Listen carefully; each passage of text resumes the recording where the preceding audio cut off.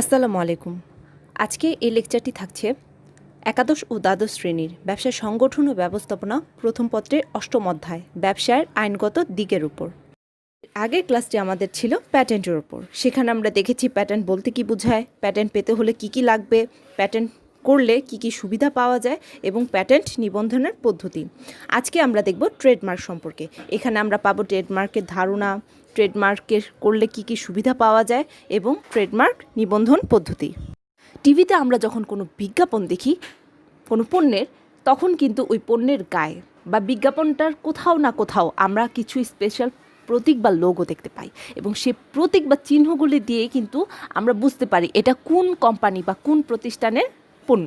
যেমন গ্রামীণ ফোনে একটা নীল রঙের 3 পাখাওয়ালা একটা ডিজাইন, সেটা দেখলে আমরা বুঝি এটা গ্রামীণ ফোনের অ্যাডভার্টাইজ। তারপর যেমন ইউনিলিভারে ইউ দিয়ে একটা ডিজাইন করা আছে, সেটা দেখলে আমরা বুঝি এটা ইউনিলিভারের প্রোডাক্ট। পিএনজির P&G লেখা, সেটা দেখে বুঝি আমরা প্রক্টর অ্যান্ড গ্যাম্বল কোম্পানির প্রোডাক্ট। ঠিক একইভাবে নেসলে হোক, তারপর নাইকি হোক, এই বিভিন্ন ধরনের প্রতীক ডিজাইনগুলো দেখে আমরা বুঝি এটা কোন প্রতিষ্ঠানের পণ্য। হ্যাঁ, এগুলোই হলো ট্রেডমার্ক। সংজ্ঞা দেখি। ট্রেডমার্ক বা পণ্য হলো ব্যবসায়ের এমন কোনো স্বতন্ত্র সূচক বৈশিষ্ট্য, চিহ্ন বা প্রতীক যা সকলের নিকট ব্যবসায় বা পণ্যকে সহজে পরিচিত করে তোলে এবং মালিকের তা ব্যবহারের একচ্ছত্র অধিকার নির্দেশ করে। অর্থাৎ যখন কোনো লোগো মানে ডিজাইন, ছাপ বা নাম কোনো একটি ব্যবসা প্রতিষ্ঠানকে বা ওই ব্যবসা প্রতিষ্ঠানে উৎপন্ন পণ্যকে অন্য প্রতিষ্ঠানের পণ্য থেকে আলাদা করে, সেটাই ট্রেডমার্ক। এবং এটা দিয়ে কি হবে, এটা দিয়ে আমরা যারা সাধারণ জনগণ, যারা আমরা কনজিউমার, তারা কি করতে পারবো, তারা ওই বিশেষ প্রতিষ্ঠানের পণ্যকে যদি আমরা তা ব্যবহার করতে চাই, সেটা আমরা অন্য প্রতিষ্ঠানের পণ্য থেকে আলাদা করতে পারবো। এবং এটা এমন একটা জিনিস, এমন একটা প্রতীক বা নিশানা যেটা কিনা মালিকের একচ্ছত্র অধিকার নির্দেশ করে। অর্থাৎ মালিক ছাড়া এই প্রতীক বা ডিজাইন বা লোগোটা অন্য কেউ ব্যবহার করতে পারবে না। আমাদের বাংলাদেশে প্রচলিত 2009 সালের ট্রেডমার্ক আইনে মার্ক বলতে কোনো ডিভাইস, ব্র্যান্ড, শিরোনাম, লেবেল, এমনকি টিকেট, শব্দ, নাম, স্বাক্ষর, প্রতীক, সংখ্যাযুক্ত উপাদান, এমনকি রঙের সমন্বয়কে বোঝানো হয়। তো কোনো প্রতিষ্ঠান যদি এই জিনিসগুলো সমন্বয় বা এগুলোর একটা বা দুইটাকে একত্রিত করে যদি কোনো প্রতীক বানায় বা মার্ক ইউজ করে তার পণ্য বা সেবার ক্ষেত্রে, তার ব্যবসা প্রতিষ্ঠানের ক্ষেত্রে, সেটাই কি হবে, সেটাই হবে তার ট্রেডমার্ক। আমাদের ট্রেডমার্কের মূল বিষয় বা মূল উদ্দেশ্যই হলো এটা অন্য পণ্য বা অন্য প্রতিষ্ঠান থেকে এর ভিন্নতা বা স্বাতন্ত্র্যতা প্রকাশ করবে। অর্থাৎ যে লোগো, প্রতীক বা নাম বা স্বাক্ষর দিয়ে আমরা অন্য একটি প্রতিষ্ঠানের পণ্য বা ওই প্রতিষ্ঠান থেকে আরেকটি প্রতিষ্ঠানকে আলাদা করতে পারবো, সেটাই হবে ট্রেডমার্কের যথার্থ ব্যবহার। ট্রেডমার্কের সুবিধা। প্যাটেন্টের মতো ট্রেডমার্ক ব্যবহার এবং তার নিবন্ধনেরও কিন্তু অনেকগুলো সুবিধা আছে। একটি প্রতিষ্ঠান যখন একটি ট্রেডমার্ক ব্যবহার করে এবং সেটা নিবন্ধন করে নেয়, তখন কিন্তু সে অনেকগুলো সুবিধা পায়। শুধু যে ওই প্রতিষ্ঠানটি সুবিধা পায় তাই কিন্তু না, আরও কিছু পক্ষ আছে যারা কিনা সুবিধা পেয়ে থাকে। পক্ষগুলো কোনগুলো? মালিক বা প্রতিষ্ঠান, ক্রেতা ও ভোক্তা এবং বিক্রেতা। প্রতিষ্ঠানের বা মালিকের সুবিধা। ট্রেডমার্কটা কিন্তু একটি প্রতিষ্ঠানের জন্য একটি সম্পদ, একটি অদৃশ্যমান মূল্যবান সম্পদ। আমরা যখন অ্যাকাউন্টিংয়ে ব্যালেন্স শিট করি, তখন কিন্তু আমাদের অ্যাসেট পাশে আমরা কি করি, আমরা ট্রেডমার্কটাকেও ইনক্লুড করি। কেন ইনক্লুড করি? কারণ এটাও কিন্তু আমাদের কিছু সুবিধা দেয়। কিভাবে? দেখো, একটি প্রতিষ্ঠান যখন দীর্ঘদিন ধরে একটি ট্রেডমার্ক বা একটি লোগো বা একটি ব্র্যান্ডকে জনপ্রিয় করে ফেলে, তখন কিন্তু সেটা এই প্রতিষ্ঠানের জন্য একটি অ্যাসেট। কিভাবে? ইউনিলিভারের কথাই ধরো, ইউনিলিভারের আন্ডার অনেকগুলো ব্র্যান্ড আছে। কি কি? ফেয়ার অ্যান্ড লাভলি আছে, ক্লিয়ার আছে, তারপরে আরও অনেকগুলো আছে, রিন আছে। তো এই জিনিসগুলো কিন্তু আমরা প্রতিদিন যখন আমরা বাজারে যে কিনতে চাই, তখন কি আমরা প্রতিদিনই কি হিসাব করি, আজকে কি আমরা লাক্সের পণ্যটা কিনবো, লাক্সের পণ্যটা কেমন হবে, লাক্সের সাবানগুলো কি ভালো? না, আমাদের এগুলো ভাবতে হয় না। কেন হয় না? কারণ লাক্সের সাবানগুলো কেমন সেটা একটা স্ট্যান্ডার্ড অলরেডি ওই প্রতিষ্ঠানটা ক্রিয়েট করে ফেলছে। অর্থাৎ এর একটা ব্র্যান্ড ভ্যালু অলরেডি হয়ে গেছে। তারপরে আমরা যারা ফেয়ার অ্যান্ড লাভলি ইউজ করি বা করতাম, তো আমাদের কি হইতে হবে, আমাদের ফর্সা হইতে হবে। তো ফর্সা হওয়ার জন্য আমাদের কি ক্রিম ইউজ করতে হবে, আমাদের ফেয়ার অ্যান্ড লাভলি ইউজ করতে হবে। তো এটা কি করতেছে, আমাদের আর অন্য কোনো পণ্যের দিকে মুভ করতে হচ্ছে না। আমরা যখনই কি করব, একটি স্নো পারচেস করতে যাব, আমরা কি করব, আমরা সুন্দর করে ফেয়ার অ্যান্ড লাভলি কিনে নিয়ে আসবো, কারণ ফেয়ার অ্যান্ড লাভলি ভালো পণ্য আমাদের কাছে, আমাদের মাথায় এটা ঢুকে গেছে। আবার দেখো, এটা তো বুঝলাম যে একটা ব্র্যান্ড ভ্যালু একটা ক্রিয়েট করে ফেলা মানে অনেক বড় একটা ব্যাপার। যখনই কাস্টমার, কিছু নির্দিষ্ট পরিমাণ কাস্টমার আমরা পেয়ে যাব, একটা সেগমেন্ট পাবো যে যারা কিনা আমাদের পণ্যের উপর হাইলি স্যাটিসফাইড, তারা কি করবে, তারা যখন নতুন পণ্য বা তাদের যখন প্রয়োজন হবে তখন তারা অন্য পণ্যতে শিফট করবে না, মুভ করবে না। তারা কি করবে, XYZ বা অন্য কোনো প্রতিষ্ঠানের পণ্য না কিনে সরাসরি আমার প্রতিষ্ঠানের পণ্যই তারা ক্রয় করবে। এখানে আরও একটা আমরা সুবিধা পেতে পারি। এর আগে কি ছিল, ফেয়ার অ্যান্ড লাভলি শুধু স্নো ছিল। এরপরে ফেয়ার অ্যান্ড লাভলি কী করলো, সাবান বের করলো। ফেয়ার অ্যান্ড লাভলি কী করলো, ফেস ওয়াশ বের করলো। সেইগুলো কি একদম নতুন পণ্য না? এর আগে আমরা কখনো ফেয়ার অ্যান্ড লাভলি সাবান বা স্নো ইউজ করে, মানে ফেস ওয়াশ ইউজ করেছি? করি না। কিন্তু আমরা যারা চিন্তা করি, হ্যাঁ আমাদের ফর্সা হইতে হবে, আমাদের ফেয়ার হইতে হবে, তো আমাদের কী করতে হবে, আমাদের ফেয়ার অ্যান্ড লাভলির পণ্যগুলোই তো মানে ব্যবহার করতে হবে। তো সেই ক্ষেত্রে আমরা কী করবো, হ্যাঁ এতদিন তো আমি অন্য কোম্পানির ফেস ওয়াশ ইউজ করতাম, আজকের থেকে আমি fair and lovely face wash use করবো। তাহলে কী হবে, আমি আরও ফেয়ার হয়ে যাব। তো সেটাই দেখো, ফেয়ার অ্যান্ড লাভলি ব্র্যান্ডের আন্ডারে যখন আরও একটা নতুন পণ্য তৈরি হলো, তখন কিন্তু তেমন একটা কাঠখড় পুরানো ছাড়াই আমরা অনেকগুলো কাস্টমার পেয়ে যাব। ইউনিলিভার অনেকগুলো কাস্টমার পেয়ে গেছে। তো সেটাই, যখন একটি ব্র্যান্ড তৈরি হয়ে যাবে তখন কিন্তু মালিক শুধু তার যে এক্সিস্টিং প্রোডাক্টগুলো আছে সেটা বিক্রি করেই শুধু জনপ্রিয় বা লাভবান হবে না, সে আরও নতুন নতুন পণ্য বাজারে নিয়ে আসতে পারবে এবং সেই নতুন পণ্যের জন্য অলরেডি এক্সিস্টিং কিছু কাস্টমার সে পেয়ে যাবে। এখন হলো ক্রেতা ও ভোক্তাদের সুবিধা। দেখো, তুমি আর তোমার বন্ধু দুজনে শপিং করতে গেলে, তোমরা চিন্তা করলে তোমরা দুজনেই কী কিনবে, জুতা কিনবে। তো তুমি গিয়ে কোনো রকমে ঘোরাঘুরি না করে সরাসরি তুমি কী করলে, বাটার শোরুমে ঢুকে গেলে। তোমার মনে হয় বাটার প্রোডাক্টগুলো, জুতাগুলো ভালো, মানে বাটার জুতাগুলো মান কেমন, সেগুলোর দাম কেমন থাকে, সেগুলো গুণাগুণ কি মোটামুটি তোমার জানা আছে। ঠিক আছে, তার মানে বাটার একটা ব্র্যান্ড ভ্যালু তোমার কাছে আছে। আর তোমার বন্ধু কি করলো, তোমার বন্ধু চিন্তা করলো যে হ্যাঁ শপিংয়ে গিয়েছি, বিভিন্ন দোকানে ঘুরবো, যেটা ভালো লাগে সেটাই নিয়ে নিব। তো তুমি তোমার বন্ধুটার কথাই আগে বলি, সে গেল একটি দোকানে স্পোর্টস শ্যু নিতে। তো ও দেখার পর কি হলো, যে দোকানদার তার বেস্ট জুতাটাই তোমার বন্ধুকে দেখালো। কিন্তু বেস্ট জুতাটা দেখানোর পরও তোমার বন্ধুর মনে হলো যে এটা কি ভালো হবে, এটা কি নিব, এটা নিলে আসলে কেমন হবে, এটার দাম কেমন, আসলে মানে আমার এই স্পোর্টস শ্যুটা আসলে টিকবে কয়দিন। অর্থাৎ ওর কাছে এই পণ্যটা সম্পর্কে কোনো ধারণা নাই, জুতাটা সম্বন্ধে কোনো ধারণা নাই, এবং ও ডিসিশনে নিতে পারছে না যে আদৌ ওর এটা পারচেজ করা উচিত হবে কি না। তারপর মনে করো যে আচ্ছা ওর খুব পছন্দ হলো, ঠিক আছে নেওয়া যেতে পারে, এক্সপেরিমেন্ট তো মানুষ করা যায়। তো ও এটা নেওয়ার সময় দোকানদার ওকে বলল এটার দাম 1000 টাকা। ও সাথে সাথে বললো 1000 টাকা তো আমি দিব না, আমি এটা সর্বোচ্চ কত 500 টাকায় দিব। তো দোকানদার তো 500 টাকা এটা বিক্রি করবে না, কারণ এটা তার বিক্রি করা মানে সম্ভব না তার পক্ষে। আর তোমার বন্ধু কোনো মতে 500 টাকার বেশি এটা দিবে না, কারণ এটা ওর কাছে অপরিচিত, এটা খারাপ হতে পারে, এটার কোনো সম্পর্কে ওর কোনো ধারণা নাই, এটার ভ্যালুটা কীরকম, এটার কোয়ালিটি সম্পর্কে কোনো ধারণা নাই। সো যখন এরকম সমস্যাটা হবে, তোমার বন্ধু 1000 টাকায় নিতে চাচ্ছে না, তো কাস্টমারও কী করতেছে 500 টাকায় দিতে পারতেছে না, এটা একটা ঝামেলা হয়ে গেল। তো পরবর্তীতে তারা অনেক দামাদামি করে মোটামুটি 800 টাকায় এটা বিক্রি করে ফেললো, দোকানদার বিক্রি করে ফেললো। আর তুমি কি করলে, তুমি গিয়ে সরাসরি বাটার যে স্নিকারগুলো আছে বা স্পোর্টস শ্যুগুলো আছে সেগুলো দেখার পর সেখানে দেখলে 1200 টাকা দাম লেখা। তো তোমার তো আর কি দামাদামি করার কিছু নেই, কারণ তুমি জানো বাটার পণ্যগুলো ফিক্সড প্রাইস, এটাতে দামাদামি করার কিছু নেই। তুমি তোমার পছন্দ মতো যে জুতাটা পছন্দ হয়েছে সেটাই তুমি নিয়ে নিলে। তো এভাবে কি করবে, তোমার যেহেতু পণ্যটার সম্পর্কে আগে এটার দাম কেমন হতে পারে, মূল্য কেমন হতে পারে, এগুলো গুণাগুণ কী, বাটার পণ্যগুলো ভালো, তো এটা নিয়ে তুমি নিয়ে নিলে। তোমারও যেমন অনেক বেশি ডিসিশন নিতে হলো না, অনেক বেশি কনফিউজড হতে হলো না, অনেক ঘোরাঘুরি করতে হলো না। অর্থাৎ তুমি পণ্য ক্রয়ের ক্ষেত্রে খুব বেশি সুবিধা পেলে, তোমার এনার্জিও লস করতে হলো না, টাইমও লস হলো না। তো বাসায় আনার পরে 2-1 দিন ইউজ করার পরে তোমার বন্ধু দেখলো যে জুতাটা আসলে ভালো না, জুতাটাতে সমস্যা আছে।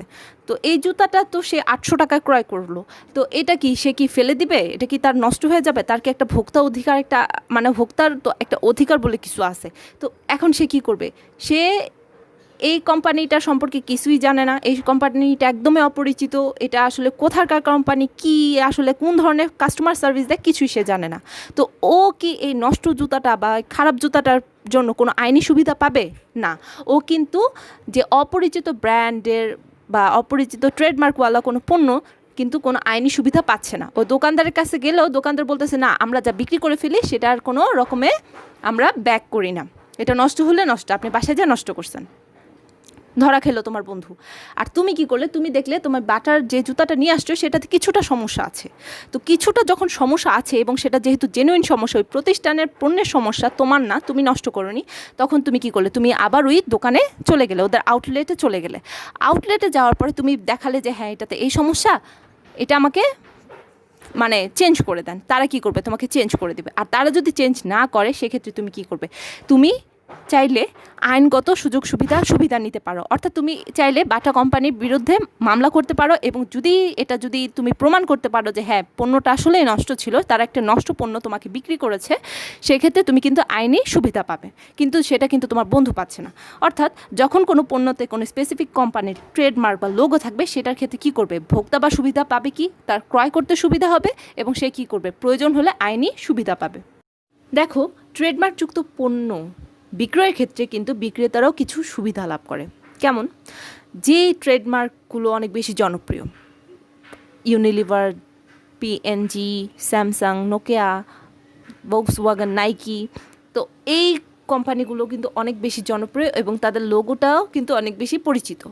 তো যারা এই ধরনের পণ্যগুলো ইউজ করবে তারা কিন্তু অলরেডি জানে পণ্যগুলো কেমন, তাদের স্ট্যান্ডার্ডটা কী, তাদের ব্র্যান্ড ভ্যালু অলরেডি কাস্টমারদের কাছে তৈরি করা আছে। তো একটি অপরিচিত কোম্পানির একটা অপরিচিত পণ্য বিক্রয়ের ক্ষেত্রে একজন সেলারকে মানে বিক্রেতাকে যে পরিমাণে কনভিন্স করতে হয়, যে পরিমাণে অযথা কথা বলতে হয়, অনেক কিছু জানাতে হয়, একটু পরিচিত জনপ্রিয় ব্র্যান্ডের পণ্য বিক্রয়ের ক্ষেত্রে কিন্তু বিক্রেতাদের তেমন কোনো সমস্যা যেতেই হয় না, তেমন কোনো কথাই বলতে হয় না, ঝামেলা যেতে হয় না। তুমি চিন্তা করলে, তুমি ওই যে উদাহরণটা দেখো, তুমি কি করলে? তুমি বাটার থেকে জুতাটা নিয়ে নিলে, বাটা থেকে যখন জুতাটা নিলে, সেটা কি তোমার কি ওই সেলস বয় যারা তোমাকে অ্যাটেন্ড করছে তাদেরকে এত বলতে হচ্ছে যে দেখেন আপা এটা নেন, আমাদের কোম্পানি এই সেই, আমাদের কোম্পানির মূল মান এরকম, এই মানে এই জুতাগুলো অনেক দিন আপনার যাবে, অনেক টেকসই হবে, নষ্ট হবে না। ওই যে তোমার বন্ধুকে যেভাবে কনভিন্স করতে হয়েছে সেভাবে কিন্তু তোমাকে কনভিন্স করতে হয় না, তুমি নিজেই দেখেছো, নিজেই এটা চুজ করছো এবং সেটা বলছো প্যাকেট করে দেন, তুমি নিয়ে আসছো।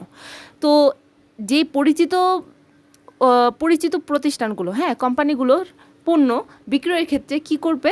যারা ডিলার, পরিবেশক বা যারা পাইকারি বা খুচরা বিক্রি করে, তারা কি করে? সুন্দর করে একটা শোরুম খুলবে, শোরুম খোলার পর তারা পণ্যগুলো স্টোর করবে, ডিসপ্লেতে দিবে, যারা ক্রেতা কাস্টমার তারা নিজেরাই যাবে, নিজেরা গিয়ে নিজেদের পছন্দ মতোই পণ্যগুলো নিয়ে নেবে। তো বিক্রেতাদেরকে তেমনভাবে বিক্রয়িকতার কি বলে কোয়ালিটি, ঠিক আছে, ওইটা কিন্তু অত বেশি এক্সপোজ করতে হয় না। এখন দেখব কিভাবে আমরা আমাদের ট্রেডমার্কটা নিবন্ধন করব। ট্রেডমার্ক নিবন্ধন করার পদ্ধতিটা একটু জটিল, কারণ এটার সাথে তোমার মনে করো যে একটা ফ্রড করার মতো একটা ব্যাপার জড়িত আছে। কারণ তুমি খুব সহজেই একটা পণ্য মানে একটা জনপ্রিয় প্রতিষ্ঠানের লোগোটা, নামটা একটু চেঞ্জ করে যদি নিবন্ধন করে ফেলো এবং তুমি যদি পণ্য মানে তুমি তাদের পণ্যগুলোই নকল করে বাজারে ছাড়ো, তো এই ক্ষেত্রে কি বলে ওই প্রতিষ্ঠানটা, যারা ওইটার কাস্টমার এবং যারা অথেন্টিক সেলার, তারা কিন্তু ক্ষতিগ্রস্ত হবে। তো এই ক্ষেত্রে আইনের কড়াকড়িটা একটু বেশি। হ্যাঁ, তো আমরা দেখি কিভাবে আমরা ট্রেডমার্কটা নিবন্ধন করব। প্রথমে আসবে নিবন্ধনের আবেদনপত্র গ্রহণ। তুমি তো জানো, তুমি কোনো কিছু নিবন্ধন করতে গেলে, রেজিস্টার করতে গেলে সর্বপ্রথম কি করতে হবে? তোমাকে আবেদন করতে হবে। তো তুমি যে এলাকায় ব্যবসা করবে, ঠিক আছে, যে এলাকায় তুমি ব্যবসা করবে, যেখানে তোমার প্রতিষ্ঠানটা হবে, মানে তোমার যে মেইন হেডকোয়ার্টারটা হবে, মূল অফিসটা, সেইখানে সেই এলাকার নিবন্ধক অফিসের কাছে তোমার কি করতে হবে? নির্ধারিত ফর্মে, নির্ধারিত নিয়মে ফি দিয়ে তোমাকে নিবন্ধনটার জন্য আবেদন করতে হবে।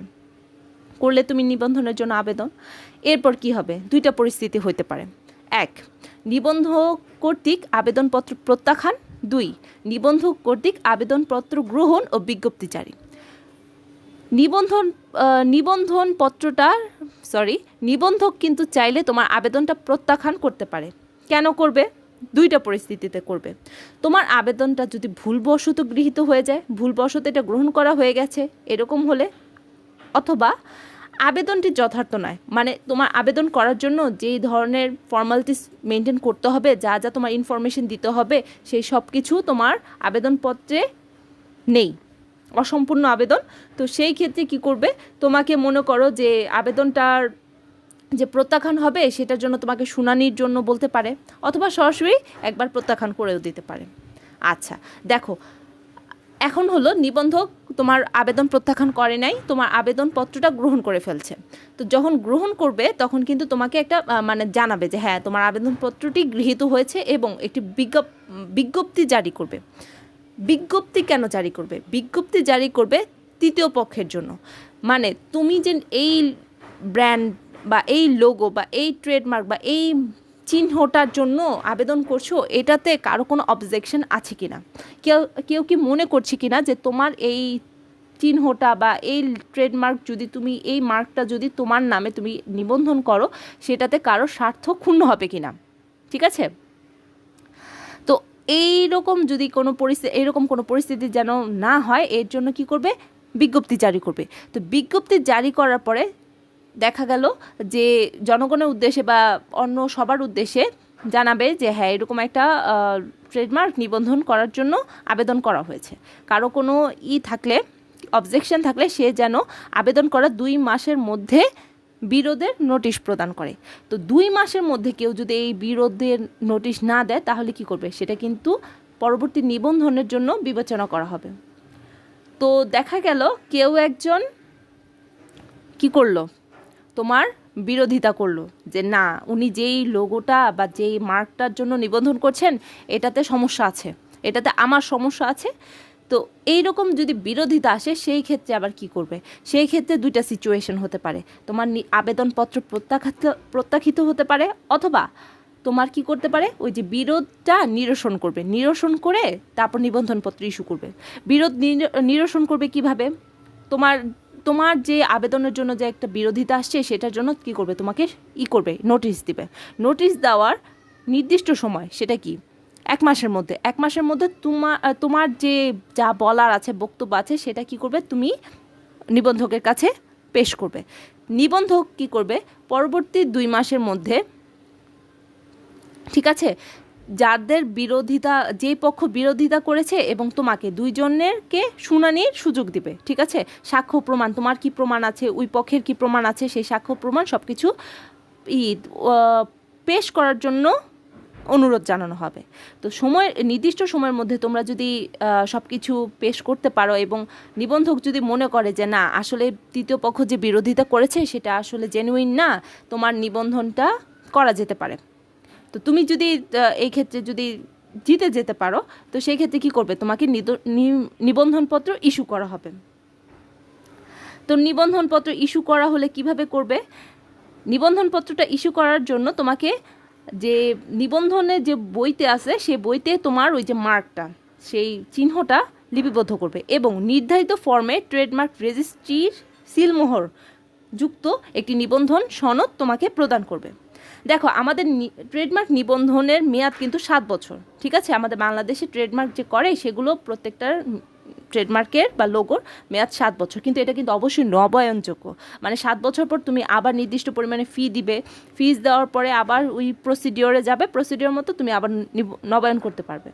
তো এটা যতবার ইচ্ছা তুমি নবায়ন করতে পারবে, কোনো সমস্যা নেই। আবার এমন হতে পারে যে তুমি একবারে যথাযথ ফি এবং ফর্মালিটিস মেনটেন করে তুমি একসাথে 10 বছরের জন্য এটা নিবন্ধন করে ফেললে। তো এইভাবে আমরা কি করব? আমাদের ট্রেডমার্কটা নিবন্ধন করে ফেলব। আজকের ক্লাসটি এতটুকুই ছিল। আগামী ক্লাসে আমরা শিখব কপিরাইট সম্পর্কে। সেখানে আমরা দেখব কপিরাইট বলতে কি বোঝায়, কপিরাইটের বৈশিষ্ট্য কী কী, কীভাবে কপিরাইটটা নিবন্ধন করব, এবং কপিরাইট ভঙ্গ করার পরিণতি। তো ততক্ষণ পর্যন্ত যে যেখানে আছো ভালো থাকবে, সুস্থ থাকবে, এবং অবশ্যই পড়াশোনার মধ্যে থাকবে। আসসালামু আলাইকুম।